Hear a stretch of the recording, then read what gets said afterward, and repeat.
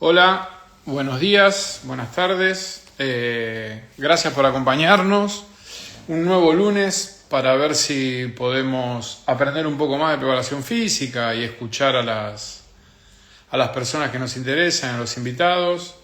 Por lo general nos hacen preguntas, nos acompañan. A veces las podemos hacer, a veces no, porque no queremos interrumpir lo que dice el invitado, y me parece que es lo más importante, y tratamos de que la conversación se vaya dando por ese lado. A ver si está Ale, si está,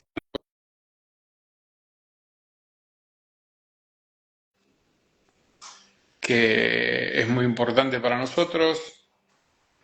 A ver si me salió bien. Aceptar. Bueno, Hola Dani, querido. ¿qué haces, Ale? ¿Cómo estás? Bien, Dani, una alegría recontactarte. Hace un montón de tiempo que éramos más jóvenes, teníamos más pelo y menos canas. Tal cual, tal cual. ¿Cuántos años, no? Sí, hace un montón. Ayer estaba mirando un poco para hacer la presentación acá en Wikipedia, todo lo que hiciste, y veía que esto había sido el inicio, allá por Ferro, en el Claro. 94, 93, 94, cuando tuvimos la suerte de, bueno, Ahí nos conocimos. claro, dos locos que estaban intentando hacer algo, qué sé yo, no sé. Así que nada, Sí, sí, sí. primero de todo, gracias por aceptar esta invitación. Esta es una asociación de preparadores físicos que armamos el año pasado. Ahora hace un año que empezamos en las redes, que hicimos algún curso, y la idea es fundamentalmente hablar de preparación física.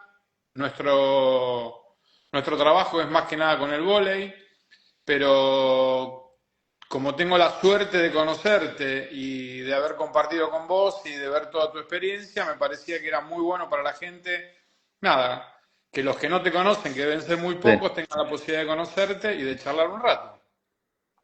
Muchos test de Conconi compartimos, ¿eh? ¿Cuánto ¿Eh? hace? La pregunta es si servían para algo, ¿no? Sí, bueno, alguna información sacábamos, por lo menos cruzábamos frecuencia cardíaca y velocidad, Sí, sí. que no era poco para el momento, ¿no? Sí, sí, la verdad que no, para el momento no era poco. Me acuerdo que teníamos una bicicleta y uno iba adelante porque teníamos que acelerar cada 200 metros, una cosa ¿Te acordás? bastante interesante. Estaba bueno, estaba bueno. Sí, sí. Este, nada, y bueno, estaba viendo un poco, no por reconocer tu currículum, pero bueno, tu especialización en la preparación física es el fútbol. Sí. Se está uniendo el Tano Magliarella, no sé si lo Hola, Hola, tenés. ¿cómo te va, Ale? profesor. Un ¿Cómo va? gusto. ¿Cómo estás? Hace muchos años que no nos vemos. Muy bien, Sí, pero estamos hablando de eso con Dani. Sí, sí, Así muy sí. bien. que, Una alegría. Una alegría escucharte también. Eso es re Bueno, importante.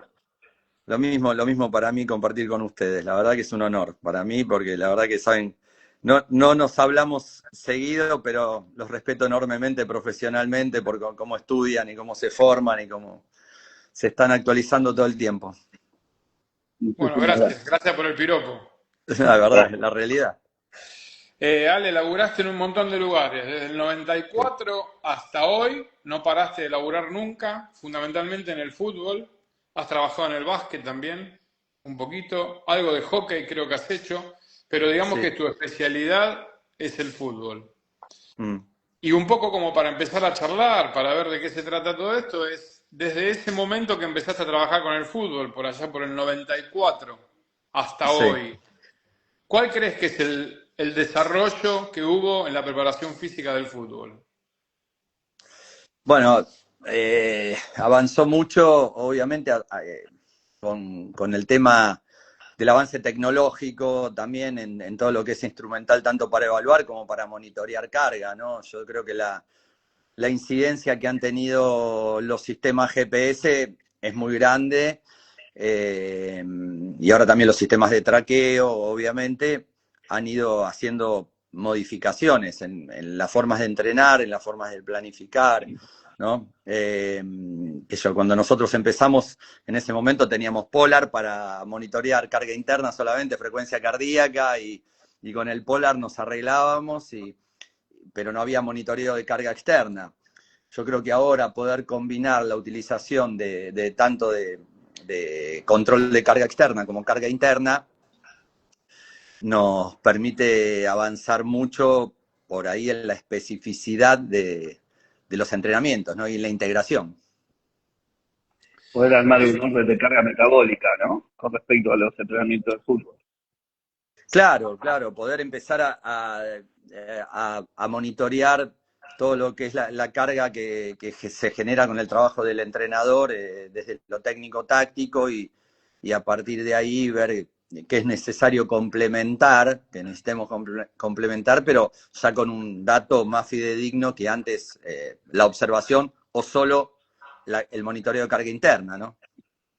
Claro. ¿Por qué, según tu criterio, después de tantos años de trabajo, si tendrías que darle un valor a las cualidades físicas, para vos, como entrenador, ¿cuál es una cualidad física fundamental a trabajar en el fútbol? Bueno, obviamente que yo creo que la fuerza, con todo lo que implica, ¿no? Tanto para bajar riesgos lesionales como para desarrollar mejoras estructurales y mejoras que tienen que ver con la aplicación, con la potencia, ¿no? Pero también siento que en un punto, y ahora me viene esto, ¿no? Que un profe que me abrió la cabeza y que sigo valorando hasta el día de hoy fue Juan Carlos de Lelis, ¿no? Cuando íbamos a los cursos en el CENAR, que él venía, que trabajaba con Francesco Conconi en esa época ya en Italia, y nos abría tanto la cabeza sobre el entrenamiento de resistencia ya realizado de manera intermitente, ¿no? Yo creo que fue un pionero en la difusión y en la aplicación, ¿no? Y traigo colación esto porque yo creo que la resistencia también es una cualidad muy importante para poder sostener alta intensidad, 90-95 minutos, acelerar los procesos de recuperación intraesfuerzo y posesfuerzo, ¿no? Un buen fitness aeróbico para mí también es muy importante, ¿no?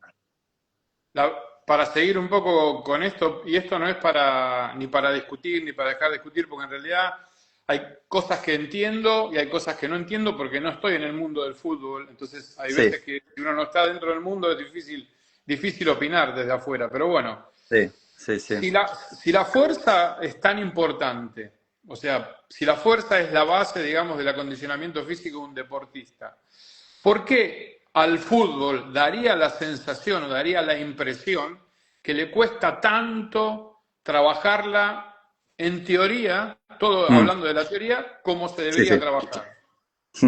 Qué buena pregunta. Mira, esta es una opinión también subjetiva, ¿no? O sea, personal. El fútbol, yo digo, todavía es un deporte profesional por el dinero que mueve el fútbol, ¿no? Y por todo lo que genera alrededor. Quizás todavía no llega a ser, es delicado lo que voy a decir, no llega a ser un deporte de alto rendimiento, como sí lo es, de hecho, los deportes que confluyen después en los procesos olímpicos, ¿no? De conjunto hablando, ¿no? ¿Por qué digo esto? Porque en el fútbol, en primera división, uno sabe que cuando toma un equipo tiene 4 balas, y esas 4 balas pueden durar un mes, porque corres un riesgo laboral altísimo como ningún otro deporte, ¿no?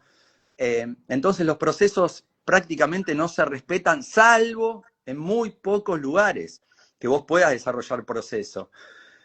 Entonces, tomamos un equipo y buscamos dentro de las unidades de entrenamiento de las que disponemos cómo presentar un equipo en cancha el fin de semana con la mejor estructura posible, digamos, para buscar tener un resultado y tener plata en la tarjeta de débito para poder ir al supermercado y que la tarjeta no esté vacía, ¿no? Y eso hace que los procesos vayan priorizando por ahí, no el desarrollo que habría que tener o que uno podría tener en otro deporte donde tiene más margen de error que en el fútbol. Entonces la mayoría de los procesos son breves, van a apagar el incendio del momento y no se puede desarrollar o proyectar una planificación anual, te diría, o sí, cuando toma un equipo uno al principio de una pretemporada, pero estás tan condicionado en el fútbol profesional con los resultados que modifica mucho la manera de plantear una planificación de entrenamiento. Esa es una explicación Vale. que noto. Ahora, si te lo llevo al terreno del fútbol juvenil, coincido con vos también, que creo que el fútbol, yo veo, obviamente, cómo entrenan ustedes, el trabajo de fuerza, el desarrollo que tienen los jugadores de vóley, del nivel de fuerza que tienen y las cargas que mueven, ¿no? En el fútbol ni por asomo, obviamente, ¿no? Está bien, pero Ale, te más hago una allá... consulta. Ah, Perdón, Ali. Te no, hago una no. consulta. ¿Y podés ordenar la carga de trabajo en función de los rivales que tenés?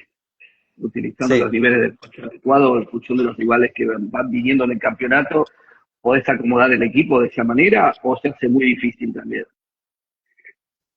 Y, viste, o sea, en fútbol profesional, cuando vos tomás un equipo, ya te digo, una cosa, si vos tomás un equipo en pretemporada y tenés 3 semanas, 4, y tenés 3, 4 amistosos para ver el equipo, y otra cosa, como puede pasar muchísimas veces, que vos tomás un equipo al séptimo, octavo, noveno, 10º partido, ¿no? Y tenés que buscar modificar conductas rápido. Entonces, todos los partidos pasan a ser importantes acá. O sea, el primer partido que enfrentás ya pasa a ser importante. O sea, tenés que buscar de qué manera sumar, digamos, ¿no? Ya se están dando procesos, yo creo siempre se dieron, pero ahora más todavía en el fútbol, que por ahí ya te digo, un cuerpo técnico dura 4 partidos. 4 partidos es un mes. ¿Qué puede modificar un cuerpo técnico en 4 Nada, semanas? Rezar. nada, Y nada. Rezar bien, digo. este desarrollo, que vos creés que se podría hacer sí en el sector infanto-juvenil, ¿no? Sí, sí, sí. ¿Vos creés que se está haciendo en el fútbol o todavía no? Todavía, porque la otra concepción es, hay gente, no sé si es como, es desconocimiento o es esto que decís vos, pero es como que hay determinados preparadores físicos que trabajan en el sector del fútbol, es como que, no sé si le tienen o mucho respeto a la fuerza, o tienen miedo, o he visto, por Mm, ejemplo, no sé, en Defensa y Justicia veo que hay un profe que está en el sector juvenil que trabaja la fuerza y vos decís, uy, mirá qué bueno, llegó. sí. Pero, Mm, ¿me entendés lo que te digo? claro, Entonces, claro. ¿se hace en el sector juvenil? ¿No se hace? Sí. ¿Se puede hacer? Bueno, vos tocaste un tema en Defensa y Justicia, sí. En Defensa y Justicia se está trabajando muy bien la parte de fuerza. Eh, Está Juan Manuel Mase y realmente están haciendo un muy buen trabajo de fuerza, muy buen trabajo de fuerza. Defensa, bueno, yo tuve 3 procesos en defensa. El primero estuvimos con Ariel Holland en 2015, en primera división. Y logramos clasificar la primera sudamericana, pusimos muchos juveniles y ya se desencadenó un proceso muy interesante. Después volvimos a estar con Hernán Crespo, se gana la sudamericana, al club le entró un dinero importante y el club lo invirtió en un centro de entrenamiento para juveniles que realmente es de lo mejor, o está entre los mejores centros de entrenamiento de la Argentina y un gimnasio de primerísimo nivel. Y están haciendo un trabajo muy importante en la parte de fuerza. Hay otros clubes que también yo creo que no estoy, digamos, en el día a día, pero sé que trabajan muy bien. Vélez, Lanús está haciendo un muy buen trabajo también.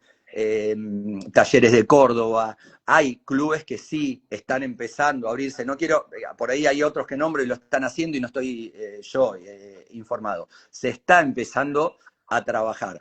Pero estamos hablando, se está empezando a trabajar ahora en estos últimos años sistemáticamente, ¿no? Eh, Ahora, el fútbol es como que yo siento igual que siempre está un poco más atrás que los demás deportes de conjunto en su desarrollo científico, en su desarrollo de capacidades, de aplicar tecnología. Ahora se está haciendo, por supuesto que sí, pero siempre es como que va un poco por detrás de los otros deportes de conjunto, me da la sensación el fútbol, ¿no? Trabajaste en Brasil, trabajaste en Italia. Mm. ¿Vos creés que lo mismo que pasa en Argentina pasa en el resto de los países o quizás tienen un poco más de orden y se puede planificar un poco más? Hablemos de divisiones inferiores quizás, no sé si del equipo más, porque no sé, Sí, yo sí. veo, perdona, veo jugadores de Argentina que se van con una condición física y juegan en Europa, juegan en estos países y ves que tienen, no sé, algún desarrollo a nivel estructural diferente a lo que puede llegar a tener en Argentina. Es una pregunta de curioso, Sí. ¿no?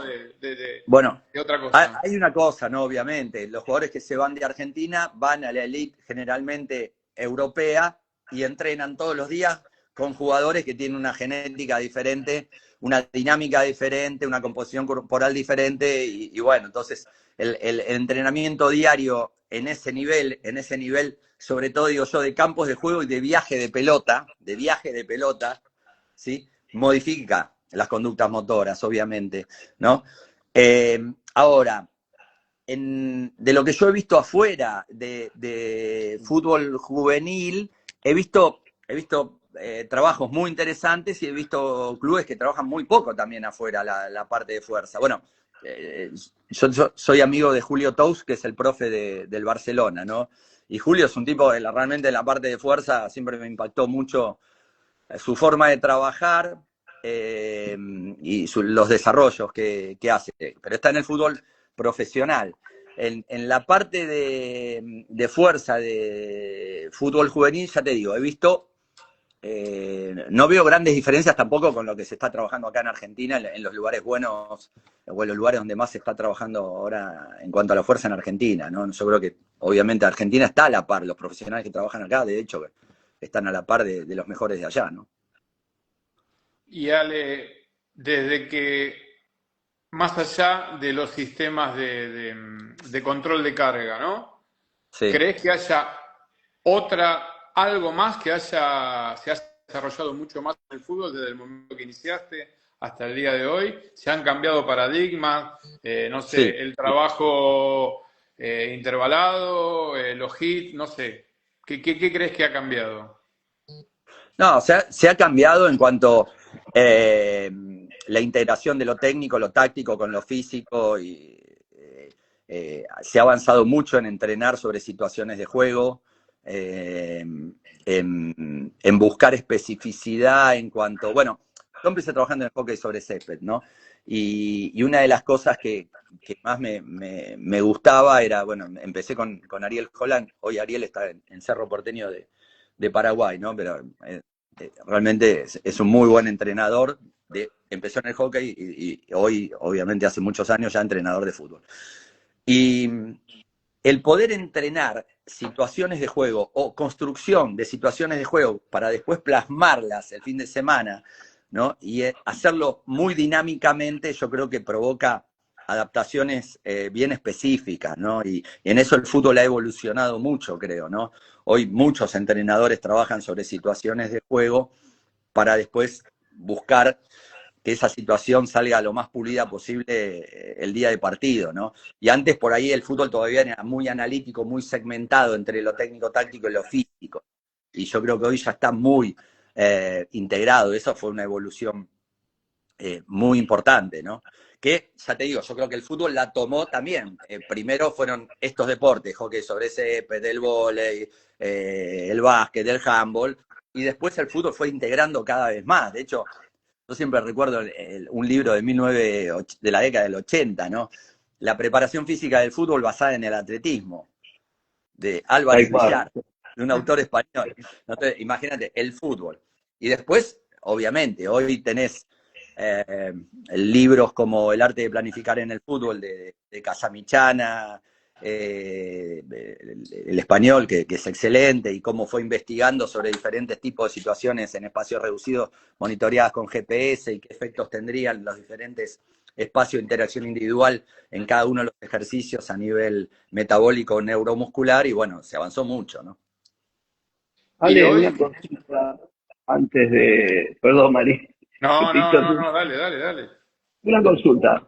Amén de usar el GPS como un elemento del control de carga, eh, también están utilizando el sistema de cámaras, el sistema como la MISCO, creo que se llamaba, o algo por el estilo, Sí, sí, sí, se están usando, bueno, sistemas de traqueo, los clubes que, bueno, los de clubes de traceo. todos, ¿no? Pero sistemas de traqueo donde vos tenés el monitoreo de parámetros Los desplazamientos de los jugadores. de los 22, ¿no? De los dos, Exacto. ¿no? Y aparte, bueno, se está trabajando también con mucha integración. Por ejemplo, Catapult tiene un software de edición de video para De integrar video, sí. el monitoreo de Eso te carga. quería preguntar. El software que tiene Catapult, que se lo puede, yo tenía entendido que se puede utilizar con estos sistemas. O sea, que vos podés utilizar el sistema de las cámaras y fusionarlo con el sistema del GPS. Eso es Claro. posible. Sí, sí, Yo tenía sí. entendido que sí. No sé si vos, a mí, en mi caso yo no lo he usado, pero te quería preguntar si vos lo habías podido usar y qué pensabas. O sea, que, en qué te ayudaba a seguir planificando, digamos, para distribuir las cargas, para dar una mejor condición de preparación física al fútbol. Sí, es muy importante porque yo creo, bueno, los GPS nos reflejan muchos números por sesión de entrenamiento, ¿no? Ahora, Claro. los datos hay que contextualizarlos vinculados a lo técnico-táctico, porque si no los datos no, o sea, los datos solos reflejan números. Una cosa es monitorear un entrenamiento analítico, un trabajo X, un HIIT, un trabajo intermitente, lo que vos quieras, o ejercicios, monitorear la carga neuromuscular, todo eso. Pero cuando tengo que empezar a interpretar los datos en función de una manera de jugar, necesito ver cómo se produce el dato.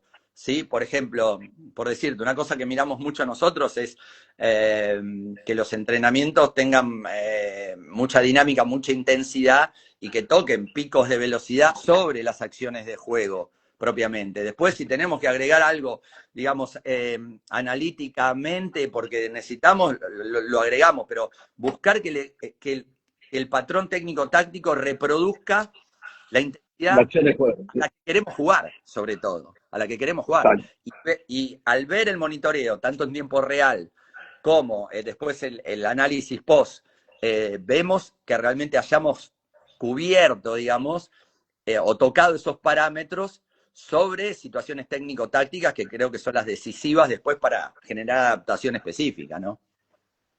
E inclusive ustedes tienen la posibilidad de hacerlo punto a punto de forma satelital para tener la cantidad de desplazamiento con el GPS, frecuencia cardíaca y todo. Nosotros que estamos indoor no lo podemos hacer. Tenemos nada más desplazamiento de velocidad. O podríamos hacerlo, pero hay que hacer una inversión muy grande para deporte Claro. de la característica nuestra para poder ejecutar ese tipo de sistema. Igualmente, a lo que yo te quería preguntar, una vez que vos tenés esos datos, podés vincularlo también con la carga que tiene que ver con el entrenamiento de fuerza en el gimnasio y la carga que haces con pelota previo al entrenamiento de pelota en cancha, digamos, con el técnico. Podés hacer una vinculación ahí adentro como para poder hacer Sí, un sí, entrenamiento podés más hacer, obviamente, estable. cuantificar. Sí, o sea, nosotros ponemos los GPS a partir de, bueno, ya cuando pisan la cancha ya están con el GPS puesto y obviamente cuantificamos todo lo que se va, desde la entrada en calor hasta que cierra el entrenamiento, cuantificamos todo eh, y en base a eso, bueno, vamos trabajando para, digamos, para el armado de microciclo nos vamos referenciando mucho con los porcentuales de carga relativos en función del dato del jugador competitivo. Y en base a eso planificamos, ¿no? En qué porcentaje de carga relativa vamos a trabajar en los diferentes parámetros vinculados tanto a la parte metabólica como neuromuscular, relacionados con la dinámica competitiva, ¿no? Y también cuando hay que personalizar carga porque un jugador viene Mencionado. con demasiada carga, los algoritmos vienen marcando que ya viene pasado de carga y sus sensaciones o su wellness no es bueno, se personaliza también y configuras alertas mismos dentro del sistema, ¿no? Para personalizar. Sí, el tema de las alertas está muy bueno. Yo lo usé mucho en el básquet.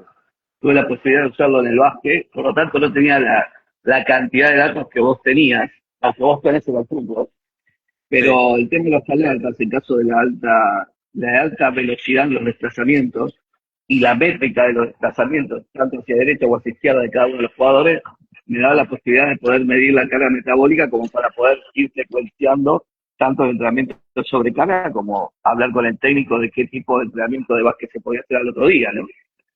claro, claro. Y de prevenir también a aquellos que venían de lesiones que no tuvieran un problema de acelerar el sistema del mecanismo y volver a tener una secuencia por ahí o de volver a lesionarse o de estar al borde otra vez de la lesión. Claro. Me ayudó muchísimo en eso. Pero en el fútbol tienen muchísimas más posibilidades que las que podemos tener nosotros. Y sí, porque al estar al aire libre, viste, vos podés medir todos los parámetros que te ofrece el sistema, los podés monitorear. Igualmente yo creo no hay que perder de vista, digamos, la experiencia, digo, del entrenador y de uno, del ojo, ¿no? Porque El ojo, no, no, no, ciencia y arte, yo creo, ¿no? El ojo me sí. refiero a que ustedes ya tienen muy entrenado el ojo en sus deportes donde vos vas viendo cuando va cayendo la electricidad, donde van bajando intensidad, el lenguaje corporal varía, empieza a aparecer irritabilidad, empieza a bajar el foco atencional. Sí. O sea, ya tienen ustedes cargado un sistema de monitoreo propio que es muy eficiente a lo largo de los años, ¿no? Sí, eso es verdad. A medida que va pasando los años, uno ve cosas que antes no veía, o podés recalcular tu sistema a medida que vas implementándolo en la semana. A mí me ha pasado Obvio. muchísimo esas situaciones, ¿no? De estar mirando la práctica, mirando la práctica, mirando la práctica, mirando la práctica, y decir, bueno, ahora vamos a modificar, no estamos para entrenar mañana a esta intensidad, pero uno cuando ya empieza a leer el deporte con el tiempo y tener la experiencia para poder tomar decisiones desde ver el entrenamiento, ¿no? Que es otro tema, digamos. Es otra cosa. Ya, porque yo creo que el estar mirando, o sea, más allá del monitoreo, ¿no? Más allá del monitoreo, estar mirando en profundidad el comportamiento de nuestros deportistas y viendo cómo van desarrollando la sesión, nos permite también, muchas veces, por más que el monitoreo nos marque que nos faltó cierto tipo de carga a alcanzar, a veces conviene cortar la sesión de lo técnico-táctico. Yo digo, siempre buscamos guardar la sesión en el mejor archivo posible, ¿sí? Y que no caiga con tal de seguir, y no, pero me faltan 200 metros más, 300 No, no, metros. no. Sí, te A faltan veces 300, pero ¿con qué calidad de movimiento te faltan eso? ¿Con qué calidad lo estás ese es el haciendo para tema. guardar el archivo final? El tema es cuánta cantidad y calidad de movimiento tenés bueno, de alta capacidad, para que sea efectiva la sesión. Si vos estás en una decadencia de calidad de movimiento, ya no te sirve. Ya no te Exacto. sirve porque lo único que haces es sumar error. Con lo cual, por más que vos quieras sumar la cantidad de tiempo, de volumen en tiempo o de cantidad de desplazamiento en tiempo, no van a tener el nivel que necesitas para poder estar en cancha. Y ahí es uno de los problemas que vale tener experiencia como para poder frenar. A veces menos es más. Obvio, Como te digo. obvio. Coincido A veces 100%. 100%. ¿Cuál? Eh, Siguiendo un poco con la idea y teniendo en cuenta esto que dijiste de 4 semanas y no sabes si tenés plata en el banco, ¿qué es más importante para un preparador físico? ¿Saber de fisiología o saber de psicología? Bueno, Dani. Yo creo que hay que integrar, definitivamente.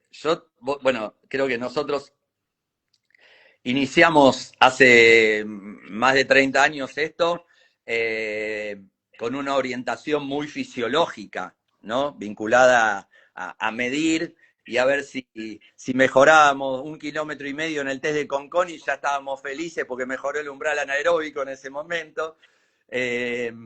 y si bajaba un milimol y medio más de ácido láctico en los 3 minutos de recuperación, saltábamos en una pata, ¿no? Y después creo que uno va tomando conciencia a medida que se va autoconociendo cada vez más y va teniendo más canas también, de que eso es muy importante, pero en el alto rendimiento lo decisivo generalmente pasa, digo, del cuello para arriba y conectado con el corazón. Y en el caso del fútbol sale por los pies, en el caso de ustedes sale por las manos quizás, ¿no? Y entrenar para buscar justamente que el jugador llegue al día de competencia en su mejor versión emocional y fisiológica, ¿no? Integradamente, ¿no? Por eso es muy buena la pregunta, porque creo que es fundamental el aspecto. De hecho, que hace muchos años vengo estudiando mucho el tema emocional vinculado al entrenamiento y a los procesos pedagógicos vinculados al entrenamiento, ¿no? Y dos preguntas tengo. Primero, que me desarrolles un poco qué es lo que venís estudiando, que sería muy bueno. Y la segunda pregunta, porque si no me voy a perder, dijiste que tenés controles de wellness, ¿sí? ¿El control de wellness lo haces de manera directa o de manera indirecta? Esto ¿es pregunta al deportista o tienen relojes, cardio, que pedís determinadas evaluaciones directas que te ofrecen, que te dan este resultado? Sí, el control del wellness lo hacemos generalmente los jugadores tienen una aplicación donde van completando 4 o 5 preguntitas que después nos aparece en el software y ya tenemos un control. Y aparte después también, muchas veces, me gusta mucho hablar con ellos, cómo descansaste, cómo dormiste, saliste, no saliste, o sea, interactuar con ellos para ver también. Y busco una relación de confianza donde si alguno me tiene que decir, Ale, mirá, la verdad me acosté retarde, dormí mal, el nene lloró toda la noche, me tuve que levantar 5 veces a ayudar a mi señora y bueno, entonces contemplar con sentido común la dosificación de carga que por ahí no figura en el monitoreo o no me la explicó en el llenado de wellness, ¿no? Eso por un lado. Después, en el aspecto emocional, mira, justamente estaba charlando el otro día, ¿no? Me preguntaban qué es lo que me llevó a empezar a estudiar desde el lado de cómo funciona, cómo aprende el cerebro y con qué herramientas podemos ayudarnos y ayudar a otros a estar más estables en un entorno tan inestable como es el fútbol, ¿no? O el deporte de rendimiento, el de ustedes también es inestable, obviamente. Y empecé, primero hice coaching ontológico, 2 años y una tesina que tuve que hacer, y después una disciplina que me fascina, que es programación neurolingüística, ¿no? Programación neurolingüística. Y yo creo que las dos sirven mucho para nosotros entrenadores para mejorar los procesos de comunicación, sobre todo, ¿no? Con nuestros deportistas, con el staff del cuerpo técnico, para poder tener más sensibilidad de escucha, ¿no? ¿Vos crees que yo creo que la comunicación con el deportista es importante y sobre todo sacar la despersonalización de esta comunicación que tiene que ver con lo técnico-táctico o que tiene que ver con lo humano? O sea, detrás de cada deportista, cuando uno es más grande, se empieza a dar cuenta que no es una máquina, es un ser humano que piensa como vos, que siente, perfecto. ¿Cómo se hace en el fútbol para despegar? Yo tengo que decirte, corre más, hace esto, hace aquello, hace el otro, sin que se tome de una manera personal. ¿Cómo manejas? O sea, yo te estoy exigiendo, pero no porque te tengo bronca. Te exijo porque para poder rendir bien en el partido tenés que seguir de esa manera. ¿Esa es la comunicación que estás tratando de mejorar? Sí, sí, obvio. Bueno, generalmente yo lo que más disfruto del fútbol es la relación con los jugadores, el vestuario, el día a día con ellos. Soy realmente, yo digo siempre, ¿no? Muy, muy agradecido a mis futbolistas, a mis jugadores, ¿no? Porque me han permitido aprender, me han permitido crecer en todos los planos, ¿no? Me han dado posibilidades de trabajar y a los entrenadores, por supuesto, que me dieron la posibilidad de trabajar con ellos también, no quiero desde ya que también, ¿no? Pero a partir de ahí generalmente construyo un vínculo muy afectivo con los jugadores, ¿no? Yo digo, viste, dicen, no, con los jugadores no podés ser amigo. Y yo tengo amigos jugadores, me dice amigo de algunos jugadores, tengo amigos. Nico Domingo es un amigo y hoy es técnico de Temperley, pero lo tuve en River, lo tuve en Banfield, lo tuve en Independiente, lo tuve en Arsenal. Y tengo una amistad de vida con él, ¿no? Que va más allá del fútbol, por ejemplo. Otros también, Walter Arbiti, bueno, tengo varios chicos que los tuve muchos años y que hice una relación humana intensa.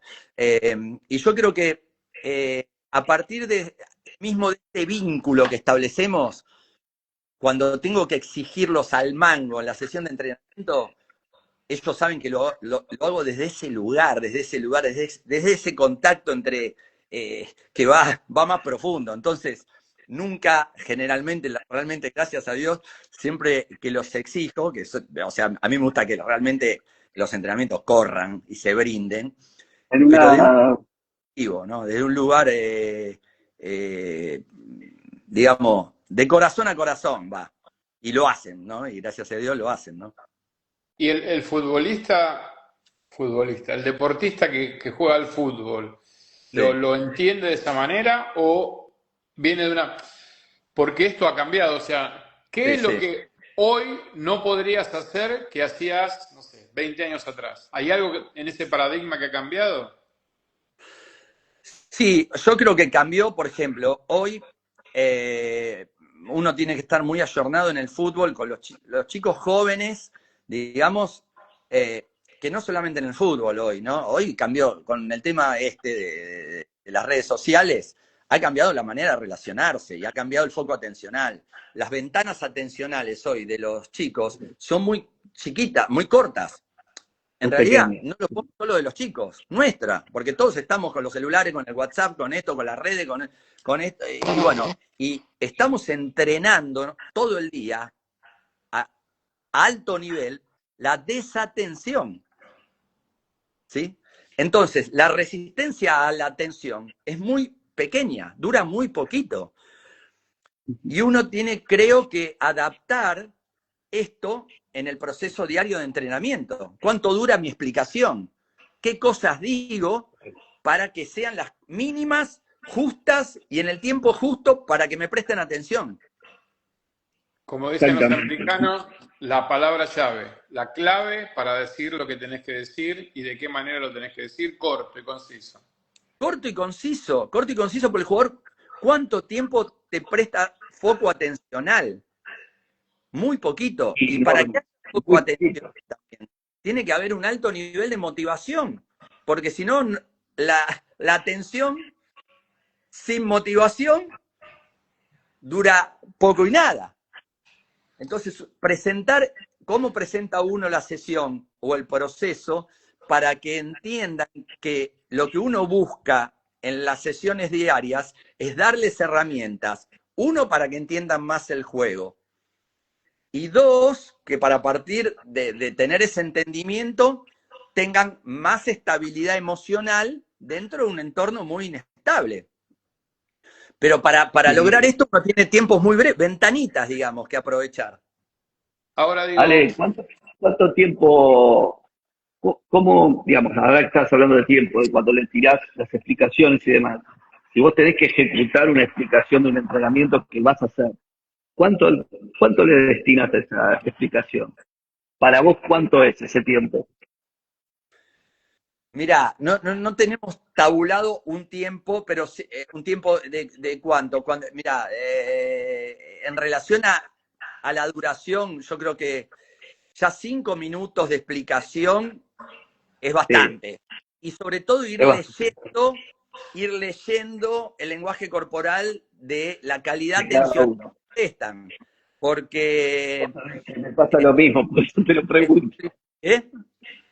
Me pasa lo mismo, por eso te lo pregunto. Digo, cada Claro. vez que uno vas a explicar algo y los veo ya como que están inquietos, se mueven o algo, ya empiezo a ejecutar. O sea, trato de que me interpreten con 3 ítems Sí, sí, chiquititos eso. y vamos, y vamos. Y prefiero cortar, digamos, el poquito tiempo y volver a explicar otra partecita y no detenerme en mucha explicación, porque es la verdad de tal cual lo que vos decís. No, Totalmente de acuerdo. este es un tema, que hoy nosotros tenemos que tener, bueno, yo por suerte, yo trabajo con mi hijo, que mi hijo es el técnico, ¿no? Y él tiene 29 años, ¿no? Y obvio que estoy muy en contacto yo con mi hija más chica, tiene 20, y estoy en contacto con chicos muy jóvenes todo el tiempo, y uno va viendo, más allá del fútbol hoy en día, es una cosa media general esta que está pasando, el tema de la atención, de la manera de vincularse. Y otra cosa más, que en el caso del fútbol se da muchísimo. Hoy vos tenés chicos acá en el fútbol argentino, trabajando en el fútbol argentino, que no todos miran fútbol, no todos les apasiona el fútbol, y ya casi no, o sea, vos le decís Daniel Pasarela, y algunos ni saben quién fue Daniel Pasarela. No, es verdad eso, es verdad. Y no, tienen que estar muy presentes en el presente, porque los que llevar muy atrás en contarles algo del fútbol, tiene que ser muy puntual y por ahí contra una imagen, porque si no, no lo toman. Asociado a esto que estás diciendo, no lo sé si, o sea, estoy totalmente de acuerdo en lo que decís en la capacidad de atención. El vóley es un deporte donde, por lo general, antes de hacer un partido, los jugadores pasan por 2 sesiones de video, que es donde el entrenador le dice, el otro equipo juega de esta manera, nosotros vamos a hacer esto, aquello, lo otro, y depende del entrenador, la sesión de video dura entre 30 y 40 minutos. En el fútbol pasa lo mismo, existen estas sesiones de video, y si existen, y nosotros estamos discutiendo que no tienen atención, ¿por qué lo llevamos a este lugar de no atención? Bien, mirá, sí, nosotros somos un cuerpo técnico que trabajamos mucho con video, ¿no? Mi hijo usa mucho video, y con los entrenadores que hemos trabajado también, usa mucho, poco tiempo. Por ahí se presenta algo, una sesión, por ahí la más importante de la semana, la presenta en video, o en animación video, o modelaje de un equipo que lo hace excelente, lo que vamos a hacer, breve, ¿no? Y ya te digo, vemos cuando empieza a bajar el foco atencional, ya cortamos. Que esto también lo buscamos en la sesión de entrenamiento, lo que te decía, cuando empieza a bajar la electricidad de lo cognitivo, ya preferimos cortar la sesión y completamos, bueno, un bloque de trabajo intermitente, cada uno con las velocidades correspondientes, y van a lo analítico, pero no seguir la carga cognitiva con una tarea que ya perdió electricidad, perdió calidad motora. Ahora bien, también lo de las herramientas, yo creo que es muy importante también darles herramientas a ellos, y sin dudas que el mindfulness me parece una herramienta excelente para empezar a trabajar la atención plena, ¿viste? Momentos donde estén presentes en el presente. Porque después hay que ver cómo podemos transferir esto a jugar presentes en el presente. Y no quedarse enganchado en la gran jugada que hicieron, o en el error que cometieron, y empezar a acumular en la mochila de ruido, el juego que o la acción que recién terminó. ¿Cómo manejas la frustración del jugador? Mirá, busco trabajar en el día a día para que entiendan que el error es parte del proceso, y los errores los cometemos cuerpo técnico nosotros, en las tomas de decisión, los cometen ellos en la sesión, y convivimos con el error, ¿no? Yo creo que hay que hacerle justamente espacio al error y a la derrota, porque también la derrota en el fútbol hoy tiene un impacto tan fuerte, bueno, en el fútbol argentino en todos lados, ¿no? Pero tiene un impacto tan fuerte para los jugadores que los consume, y por ahí no pueden valorar el contenido de un proceso, porque quedan tan pendientes, todo el fútbol en general, del resultado. Por ejemplo, a mí me gusta mucho mirar, hay una plataforma interesantísima que se llama StatBombs, que genera estadísticas de contenido técnico-táctico y parámetros que tienen que ver con la intensidad también, pero con la intensidad más que nada técnico-táctica de un equipo, y reflejan el contenido de lo que produce cada equipo más allá del resultado real. ¿sí? Pues tenemos la tabla de resultados real y la tabla de contenido. Yo voy mirando mucho la tabla de contenido de cuánto va produciendo un equipo en función de sus parámetros, ¿no? Tanto ofensivos como defensivos. Y yo creo que eso es muy importante a revisar para ver si un proceso está yendo por una autopista correcta o se fue totalmente de la autopista. ¿Qué contenido está produciendo el equipo en cancha? Después, bueno, el resultado lamentablemente en el fútbol, viste, que nos ha pasado muchas veces, nos pegó en el palo y fue para adentro y logramos grandes cosas, y otra vez se pegó en el palo y fue para afuera y fuimos a la calle de un voleo. Pero uno como entrenador tiene que analizar contenido, ¿no? Vamos un poquito más a esto es apasionante, pero bueno, llegás al club, sabés que tenés un mes para ir al supermercado, no tenés tanta información sobre los jugadores. ¿Cuál es la primera información a nivel test físico o no sé, o test psicológico? ¿Qué es lo primero que haces cuando llegas al lugar? Mira, generalmente cuando tomamos un grupo, lo primero que buscamos es generar con el grupo objetivo y ruta, ¿no? Tratar de a ver si podemos resintonizar el GPS vinculado a cuál es el objetivo que ellos vislumbran o que les gustaría alcanzar, y definir un poquito el tema sobre por dónde iríamos para alcanzar ese objetivo, ¿no? Definir un poquito las calles, ¿no? Para alcanzar el objetivo. Y si esa calle llega a estar cortada, a ver qué ruta alternativa podríamos agarrar. Pero definirlo un poquito entre todos. Y eso para mí tiene que ver, que es importante definir un poco lo que es la misión, la visión y los valores que el grupo, sobre los que el grupo se quiera posicionar, pero no impuestos desde uno cuerpo técnico, sino a ver qué surge desde el grupo, que son los que están en el día a día y ya vienen con el proceso a cuestas, ¿no? Y a partir de ahí empezar a construir, ¿no? Claro, que puede ir construyendo a partir de que vos lo vas ubicando y lo vas encontrando el grupo, que es lo más importante, porque uno va llegando y no sabe con qué te encontrás. Entonces, O tenés que con fijarte pura y exclusivamente en el grupo. ¿Y qué es lo que ellos vislumbran, ¿no? ¿Qué distancia hay entre el estado presente y lo que Y ellos lo que quieren quisieran? alcanzar. Y también me gusta escuchar, ¿no? A ver, ¿por qué hasta ahora sienten ustedes que no pudieron alcanzar el nivel que quisieron alcanzar o que les hubiese gustado alcanzar en este momento? ¿Qué ven ustedes desde ustedes? Exacto. Sí, sí, sí, sí. Sí, que normalmente te van a transmitir un montón de cosas que van en diferentes tipos de criterios y por ahí están todos observando el mismo objetivo, pero cada uno es su ángulo de criterio diferente, con lo cual después te toca la tarea más difícil, ¿no? Que es unificar un criterio de trabajo y construir un grupo desde la parte física, ¿no? Obviamente, desde el punto de vista Sí, del área de uno, ¿no? sí, sí, yo creo, bueno, ese es el desafío, ¿no? Y por eso cuando uno toma un proceso, yo creo, empieza con unas ilusiones enormes, pero ya te digo, es por ahí diferente al margen de error de otro deporte. Acá sabés que, qué sé yo, es No hay más. el fin de semana buscar, Tres ganas, todos los fines de semana, ¿no? tipo, No hay más, tomarse- no tenés más. sí, sí, tal cual, Y tal cual, tal cual. digamos, No hay más. si seguís viviendo esto de el estrés, manejar el estrés debe ser complicado, ¿no? Bastante complicado.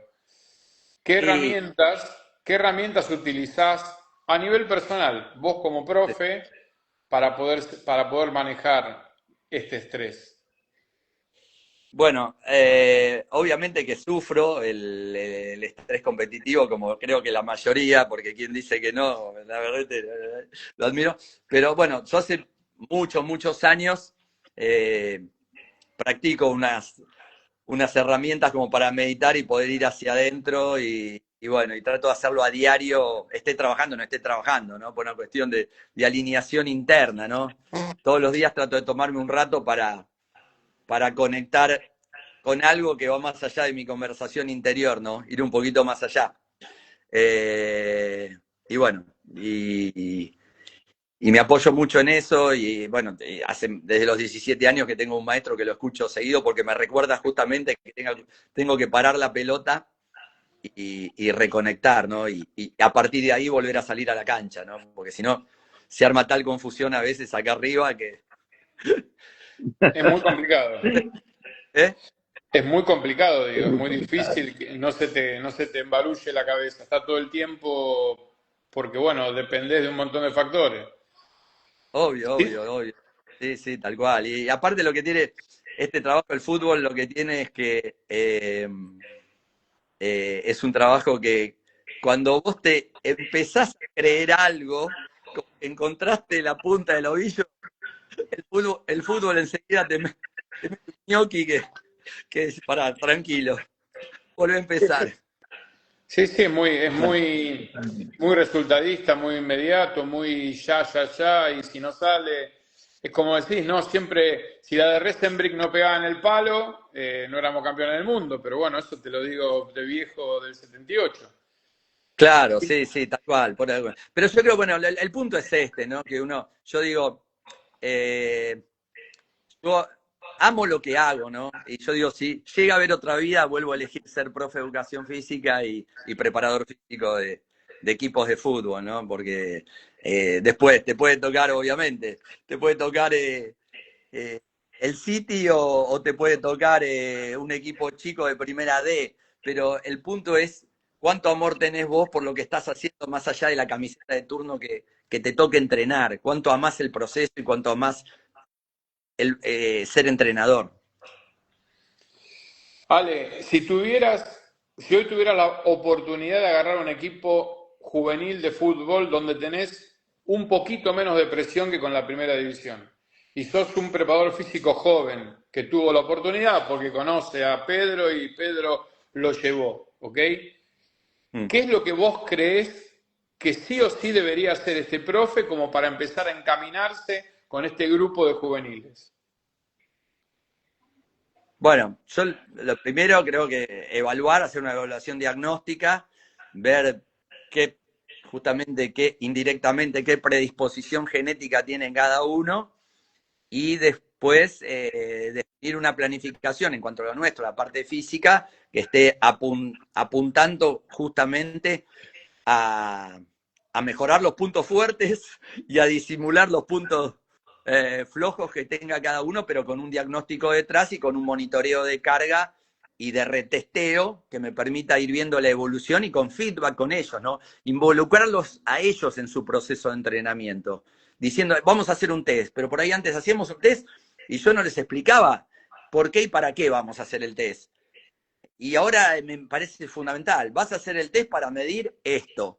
Y este test lo vamos a hacer, te voy a dar la devolución de este test y lo vamos a volver a repetir en 6, 8 semanas y tenemos que buscar en este retesteo que haya una mejora del 5%. Pero chequear que él entienda por qué estamos haciendo lo que estamos haciendo, ¿no? ¿Trabajarías más la fuerza que hace 20 años?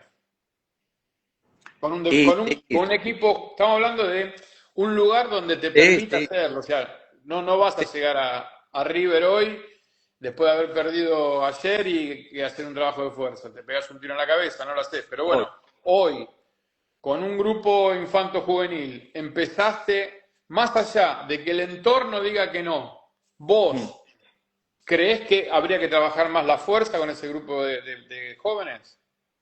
yo creo que, bueno, sí, por supuesto, la fuerza es esencial, esencial, ¿no? Y desarrollarla, si uno tiene la posibilidad de hacer un proceso de varios años con grupos de juveniles, desarrollarla al tope de sus posibilidades, creo, ¿no? Sin duda, ¿no? Eh, sin duda, sí, sí, sí, la fuerza me Más parece... allá, más allá de lo que el entorno no esté de acuerdo, ¿podés Sí, pelear contra eso?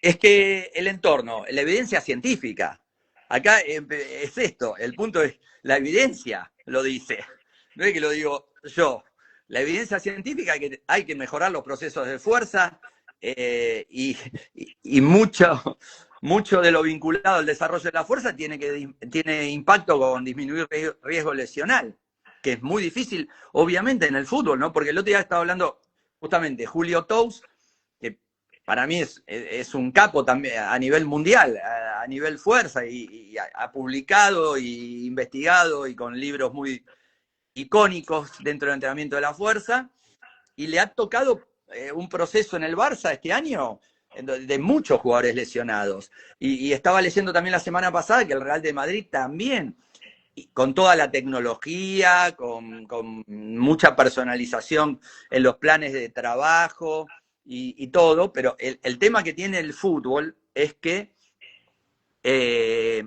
cuando estos equipos, y me ha pasado a mí en Brasil, trabajando en San Pablo, cuando vos jugás tanta cantidad de partidos y con tan poca recuperación y tanto estrés de logística de viajes, de volver a la madrugada, de subirte y bajarte de un avión, y empezás a acumular minutos fútbol, por más que uno monitoree y siga los algoritmos de carga y mida ciertos marcadores para ver cómo se van recuperando, yo creo que tenés que tener recambio sí o sí de jugadores en cuanto al minuto fútbol para sostener la temporada.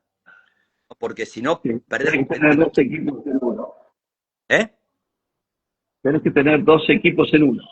Tenés que tener, porque yo hablo con colegas, he hablado, por ejemplo, en ese momento, cuando estaba en Brasil, con el equipo de trabajo que estaba en Palmeiras, que son gente realmente muy, muy preparada profesionalmente y todo, y hablamos, y justamente en Brasil nos tocó jugar en 11 meses casi 70 partidos.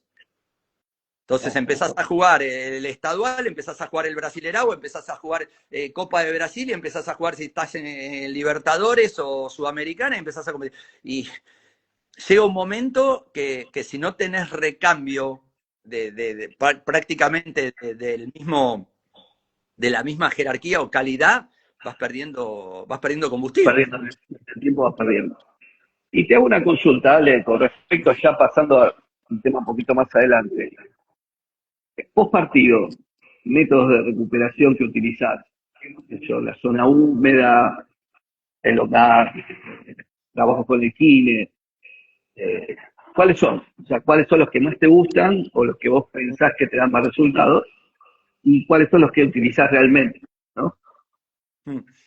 Mira, antes era muy, digamos, enfocado en contrastes, diferentes protocolos de contrastes, todo.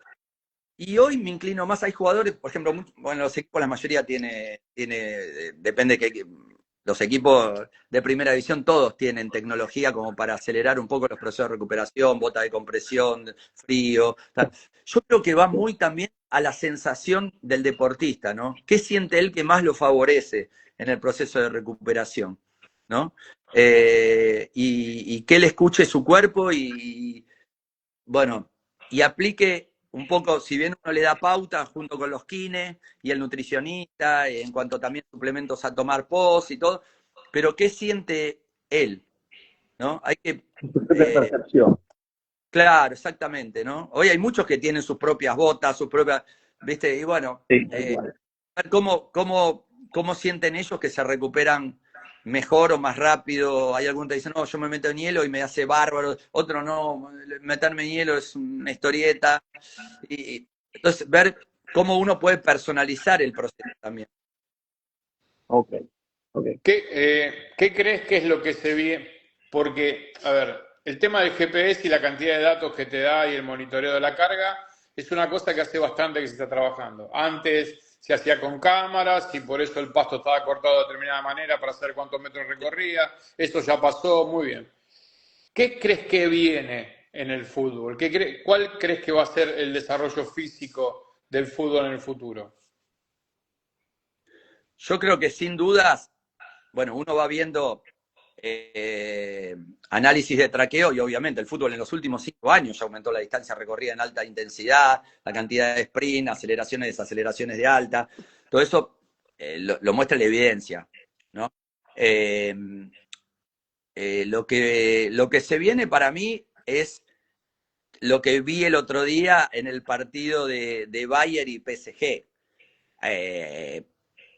Un nivel de juego, de tal dinámica y tal intensidad en las acciones del juego, donde, por decirte, no te digo como a mí me encanta ver vóley, por ejemplo, me encanta ver vóley de alto nivel porque es palo por palo. Los partidos de vóley de alto nivel son palo por palo, donde pifiaste, el otro te la puso y donde o básquet de alto nivel. Vos ves básquet de alto nivel y bueno, metela porque el otro la va a meter, o defendete fuerte porque sos boleta. Yo creo que el fútbol va a tender a un juego cada vez más dinámico en cuanto a velocidad de viaje de pelota y a la electricidad con que se va a atacar los espacios, ¿no? Y también a más movilidad de metros por minuto también en fases de posesión de pelota, donde se va a hacer más dinámico, como veía el otro día, ¿no? Yo el otro día, yo no sé si, creo que fue, por lo menos de los últimos años, el partido entre Bayern y PSG fue el partido más impactante que vi en los últimos años de fútbol. Era una cosa que daba la sensación en un momento que era un ataque por ataque, que cualquiera podía, bueno, de hecho terminó con un marcador abultadísimo, ¿no? Pero va a tender a eso el fútbol. A una dinámica que no tiene vuelta atrás. Sí, el fútbol ha cambiado. Sí, o sea, lo que se ve en el deporte mundial es que lo que se viene es intensidad. O sea, ves a un maratonista más intenso, ves a un corredor de 100 más intenso, ves a un jugador de fútbol más intenso. O sea, es la intensidad que manejan los jugadores hoy por hoy es impresionante en aceleraciones y en desaceleraciones, no solamente en aceleraciones. Exacto. Por eso vuelvo a hinchar un poco la guinda. Si el fútbol no desarrolla la fuerza, ¿cómo desarrolla la desaceleración? Claro, sí, totalmente. Totalmente de acuerdo. Sí, sí. Bueno, de hecho, que es eso, ¿no? Yo en un momento me acuerdo, bueno, yo tuve un jugador que tenía una genética de desaceleración llamativa, que fue el Burrito Ortega, ¿no? Y lo increíble, que en ese momento no teníamos sí empezábamos, no empezamos con los GPS ahí. Todavía no teníamos GPS, en 2006, 2007 no teníamos GPS. O empezábamos al final de 2007, creo, con GPS. Pero a mí me llamaba la atención, qué capacidad de desacelerar y clavar de golpe, ¿sí? Y hacer pasar de largo al rival, ¿no? Y en ese momento no había gran entendimiento de que había que entrenar la fuerza excéntrica, no había poleas cónicas, máquina yo-yo, un montón, bueno, de elementos que hoy usamos para estimular los procesos estos, ¿no? Y él, me acuerdo, que prácticamente no tenía lesiones musculares. Tenía una genética de fuerza excéntrica que era llamativa, porque aceleraba, pero ¿cómo desaceleraba? Y la cantidad de veces que desaceleraba y cambiaba de dirección y giro y que descaderaba a los rivales prácticamente, ¿no? Y hoy, por supuesto que yo creo que hay que buscar desarrollar procesos que tienen que ver con el frenado y con el frenado y con el cambio de dirección, ¿no? Desarrollarlos desde chiquitos ya. Bueno, me gusta mucho desde la base de desarrollo. de Harper, ¿no? Que habla mucho de desaceleración, ¿no? ¿Vos creés que la cantidad de lesiones que hay en el deporte en general, no estoy hablando solamente del fútbol, pero en general tiene que ver con que ha aumentado tanto la intensidad del juego que el jugador todavía o el deportista todavía no está como para poder igualar esta aceleración que requieren? Lo que pasa que, Dani, también lo que yo creo que en el caso del fútbol, que lo han dicho grandes entrenadores de Europa, el calendario es terrorífico para la biología del jugador y para lo emocional del jugador. Entonces el estrés competitivo que se genera, yo creo que nosotros podemos, obviamente, desarrollamos la fuerza, la evaluamos, vemos que mejora, el jugador se siente más fuerte, todo, pero igual estamos con una cantidad de lesiones que se descontrola muchas veces en los procesos. Y le pasa a prácticamente todos los clubes que más juegan, ¿no?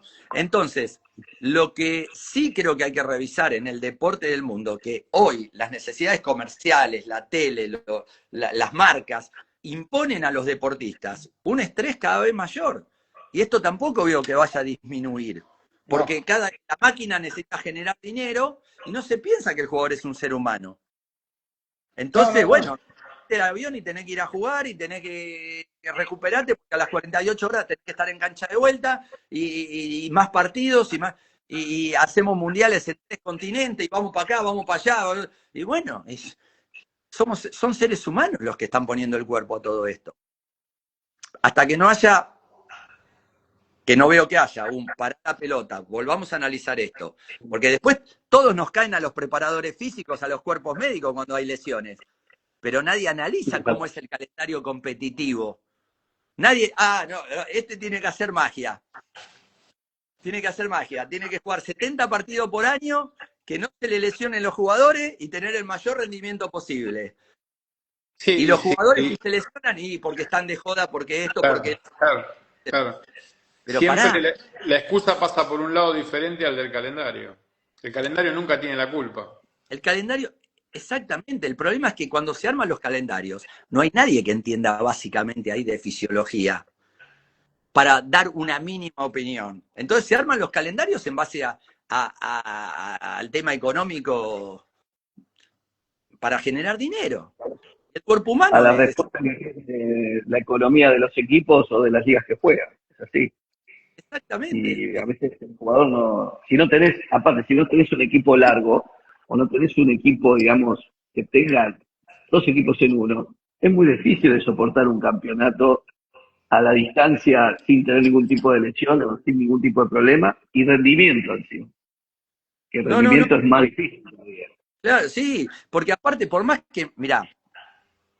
que se vayan mejorando los algoritmos de control de carga, ¿no? Y yo escucho muchas veces que mucha gente a veces que no está en el día a día competitivo y que le da su opinión desde por ahí, desde afuera, ¿no?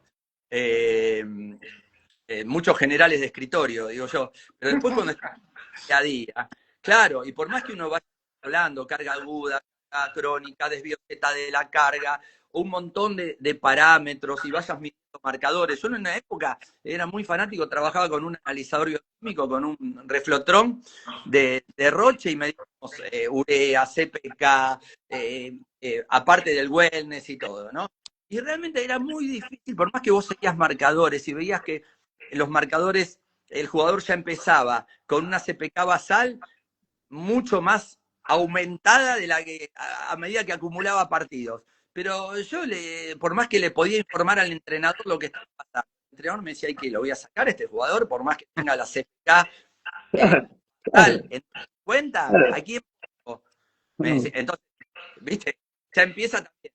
Vos vas midiendo carga, podés advertir también, pero hay una necesidad deportiva o del entrenador que es soberana.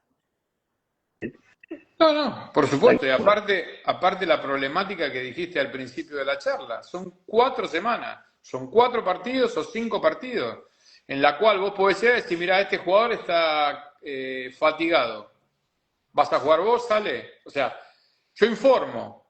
A la de ahí a que esto se pueda llevar a la realidad es un poco complicado. Lógico. Es difícil este tema de estudiar y llevar al campo lo que uno ha estudiado para ver si en realidad es bastante complicado, ¿no? Y sí, obvio, porque ya te digo, si vos vas viendo, sí, por ahí los indicadores te van alertando de que hay jugadores que los tenés sobrecargados, te está empeorando el proceso de recuperación, pero bueno, ahí empieza a hilar muy fino la necesidad deportiva, la necesidad del entrenador de contar con el jugador o no considerar que tiene el recambio suficiente en esa posición y que juegue, ¿viste? Y bueno, yo creo que por eso también creo que hay que analizar mucho, y en esto sí los GPS tienen que ver y el sistema de videoanálisis tiene que ver, es analizar la táctica física de partido también que uno plantea, ¿no? Porque justamente el estrés fisiológico en el fútbol se dispara muchísimo porque en un momento se empiezan a agrandar los espacios y no es lo mismo si vos jugás en 120 metros de espacio de interacción individual, así pasás a jugar en 180. ¿Viste? Tenés que Claro, entonces el estrés fisiológico se empieza a disparar. Y ahí tengo que tomar decisiones o el entrenador y charlar con el entrenador. O el entrenador toma una decisión, digamos, táctica de de ayudar a ese jugador que se le está disparando el espacio de interacción individual, porque si no va a caer a los 10 minutos, ya va a tener un estrés fisiológico que le queda una estancia para recorrer, o buscar algún sistema de cambio o algo para ver que eso está pasando y cómo lo amortiguás. Sí, ¿no? que puedas renovar el jugador, hacer los cambios en tiempo y forma, que no se quede ni a lesionarse el jugador y que no baje el rendimiento del equipo, las dos cosas. O cambiar el sistema, o de qué manera hago que a este muchacho no le quede tan grande los recorridos. Porque aparte por el efecto dominó que genera también en el fútbol, porque empiezan a bajar el rendimiento porque la cancha empieza a quedar grande y se te empiezan a caer los jugadores que más dinámica le dan al equipo y empieza un efecto dominó. Y chao, sí, tal cual. ¿Te ha pasado? Entonces un espiral negativo. Sí, sí. ¿Te ha pasado, Ale, que, o sea, evidentemente el monitoreo del jugador es constante, entrenamiento, partido, parte técnica, táctica es constante? ¿Te ha pasado que la parte táctica no llega al nivel de intensidad que necesita el jugador y vos tenés que meter la mano después, o no te pasa eso?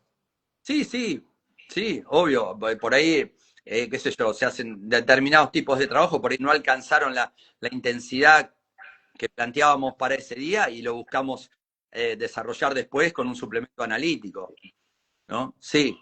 Igualmente creo que hay algo que en el fútbol que, bueno, yo creo que ahora se está entendiendo. Por más que uno entrene la parte física, estresándola y comprobando que la está estresando lo necesario, si lo técnico-táctico no se hace a intensidad de partido, no se juega después alta intensidad.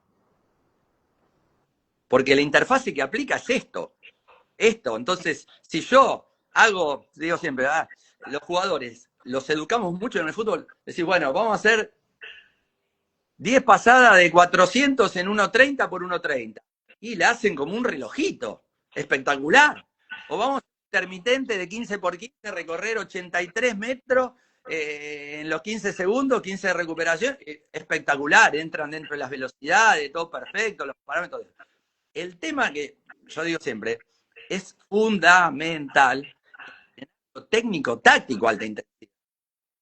Uno, hacer viajar la pelota a la mayor velocidad posible y tener una técnica de recepción acorde a esa velocidad, que para eso obviamente hay que tener muy buena cancha para entrenar. Y lo otro, desplazarse con la mejor electricidad y la mejor calidad de movimiento posible.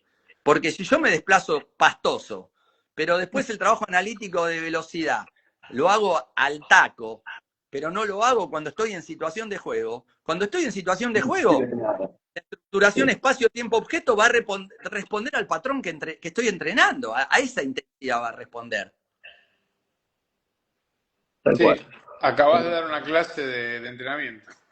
No, pero compartimos. Vos estás, yo veo cómo entrenan ustedes en el vóley.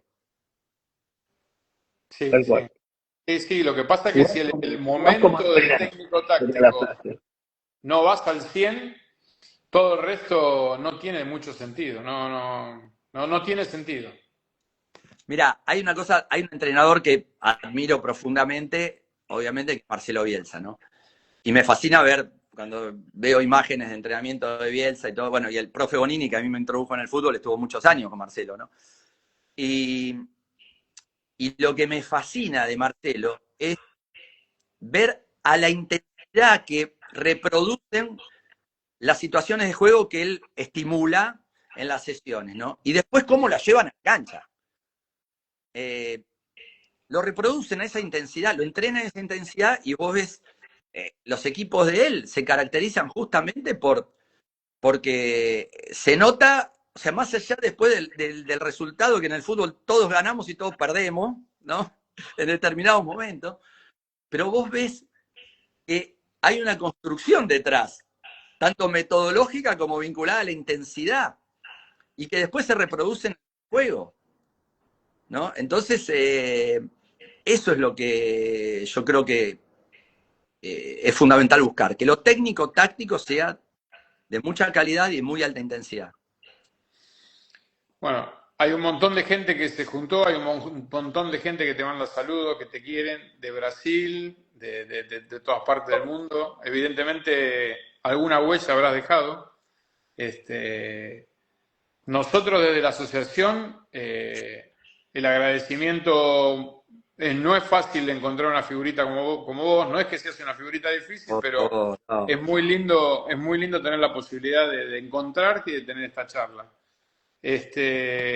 Por lo general, cuando estamos terminando, porque no queremos sacarle demasiado tiempo a la gente, la idea es preguntarle qué te hubiera gustado aprender antes de este momento y que quizás te hubiera cambiado. ¿Hay algo que te hubiera gustado aprender de la profesión antes de llegar a este momento?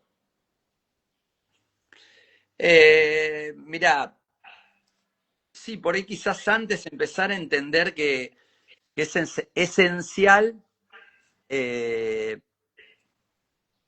darle valor a lo que sucede de acá para arriba. Es determinante, ¿no? Yo siempre pongo un proceso que a mí me sacudió la cabeza en relación a esto fue cuando el tránsito que tuvimos que hacer con River en la B Nacional, con Matías Almeida a la cabeza y con grandísimos futbolistas, ¿no? Que muchos de ellos después fueron campeones de América con Marcelo, con Gallardo, ¿no? De los que tuvimos en ese plantel. Estábamos en una situación de tanta tensión emocional que no podían desarrollar todo el potencial que ellos tenían. Y en las 38 fechas en todo el año que duró ese torneo, vos ibas a jugar contra rivales, obviamente, de mucha menor calidad técnica y menor jerarquía, y con el componente emocional de que jugaban contra River, de que iba a ser un partido histórico que se lo iban a contar a los nietos y que se hacían la camiseta histórica. Y te lo igualaban por ahí al partido desde la entrega, desde lo emocional, desde todo lo que les generaba el rival enfrentar.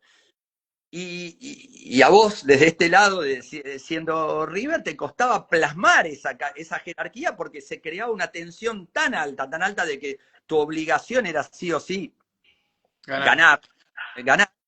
Y no te terminabas de soltar y aplicar eso, ¿no? Entonces, evidentemente, lo emocional juega un rol en el alto rendimiento decisivo, ¿no? Decisivo para la aplicación de fuerza, resistencia, velocidad o entendimiento del juego.